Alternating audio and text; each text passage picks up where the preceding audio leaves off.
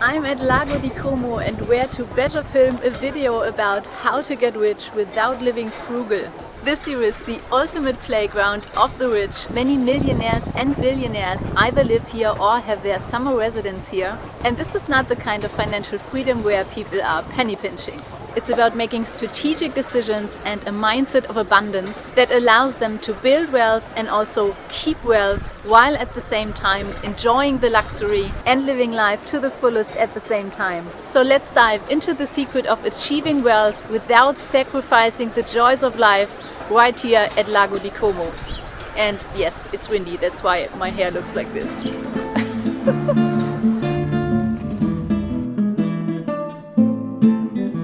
Hi, if you're new here, I'm Sophia, I'm a doctor from Germany and I love to talk about money and building wealth.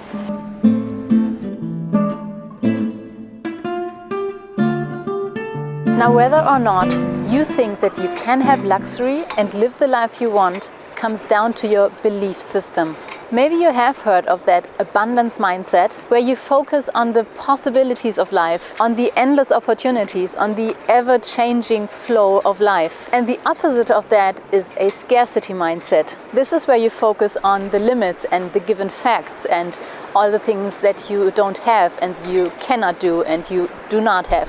And it's the difference between those two mindsets if you think something is possible for you or not. And a scarcity mindset can come in very strange forms. And I will give you an example because especially in the beginning I also thought this is a little hard to grasp. So I was talking to a friend recently, a fairly wealthy friend, and I said, have you ever thought about getting a Porsche?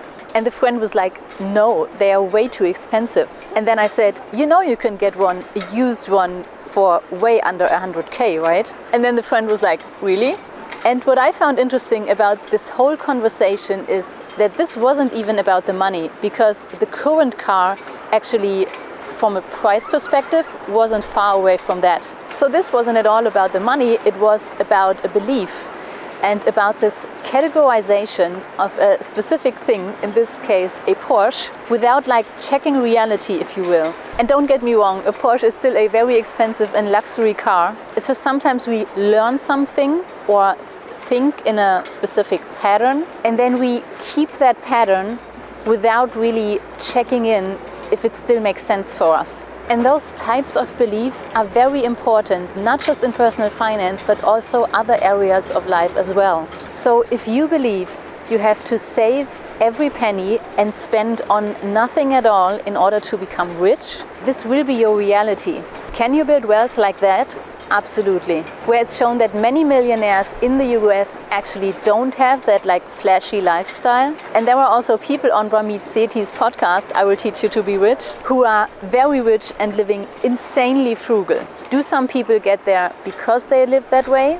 For sure. Does it go faster this way? Probably. Is it fun? I don't know.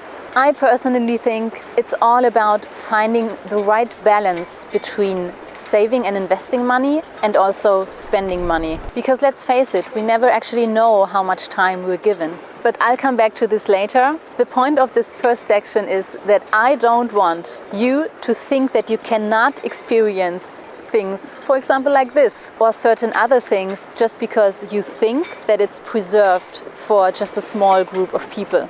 And the first step is to believe that everything's possible.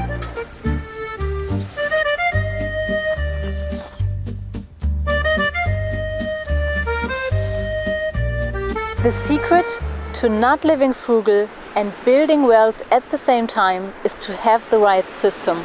And what I mean by that is to give every dollar that comes in a specific purpose. We want to get rich, so we have to have an account or several where we save and invest. And we don't want to live frugal, so we have an extra account from where we spend for things we like doing or things we like having. And I don't know about you, but there was a time where I already had a system, but it wasn't a very refined one. And at some point when I was reviewing my finances, I was like, wait a minute, where did all this money go? And for sure I did spend it on nice things, but I didn't even remember what it was, so I didn't do it very consciously.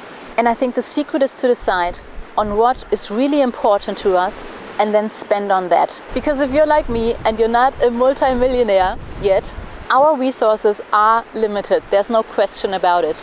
So we cannot have like everything at the same time. But I'm pretty sure, at least it's the way for me, and I guess it's for you too, that you don't even want or need like everything. It's like with the Pareto principle, 20% of what we spend our money on lead to 80% of the happiness, with the things that we spend money on. So basically now our goal becomes to identify what are the 20%. So what brings us the most joy from everything we spend money on, and then to concentrate on that. And that's what I call mindful spending. For me personally, those are luxury items like, I don't know, handbags, jewelry, accessories, some things like that. Also clothes and travel. And for you it can be something completely different. And the way I do this is I have a separate account which is called my fun account. And this fun account is split into 2 sub-accounts. So one is for luxury items and the other one is for travel. So do I go out eating in a 2-star restaurant twice a week? No, because it's just not that important to me. Do I spend hundreds of dollars each week to go out in bars? No, I don't, because I rarely drink alcohol, and if then 1 to maximum 2 is totally enough, and I can't even remember when I did that last time. Okay, so of course I do like to go out, I just don't do it that often, and if then I don't leave a lot of money there. And because it's not that important to me, it also doesn't feel like a huge sacrifice. So I think the trick here is to understand that there is a trade-off, but the way we choose on how to spend our money, we can make the trade-off feel like it's not a trade-off at all. And that also doesn't mean that it's like that forever. I think it's normal that we evolve in our lifestyle with growing wealth. And I think it's also okay to delay some of the things in order to get there faster. You know what I mean? Because then you do or have some of the things you enjoy very much, and then you're not really like missing out, at the moment. But you also know that you're working towards even more than that. And that brings me to the next point. But before I get to that, if you want to learn more about building wealth and money mindset and all that stuff, I have a weekly newsletter. It's completely free. You'll find a link down below if you want to sign up.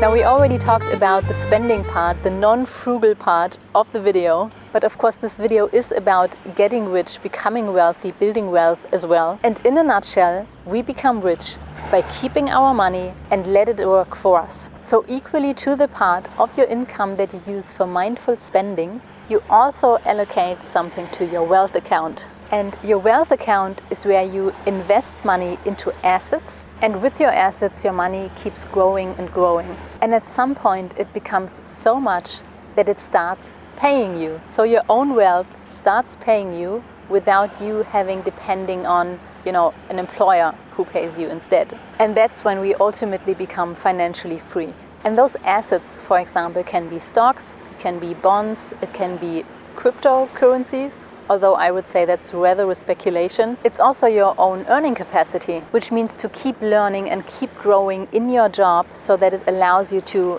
earn more money so that you can put more into your wealth account. It also can mean to build your own business, although I think it doesn't necessarily have to be. And then basically each of those different assets starts paying you, and the more of those different streams of income we create for ourselves, the wealthier we become. And then also the more money you can spend on things like this, spend money on traveling or spend money on whatever it is that you love the most in life.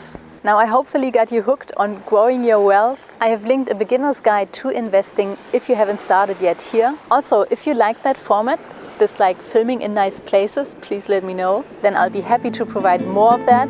Thank you for watching, subscribe if you aren't already, and I see you in the next video. Bye bye.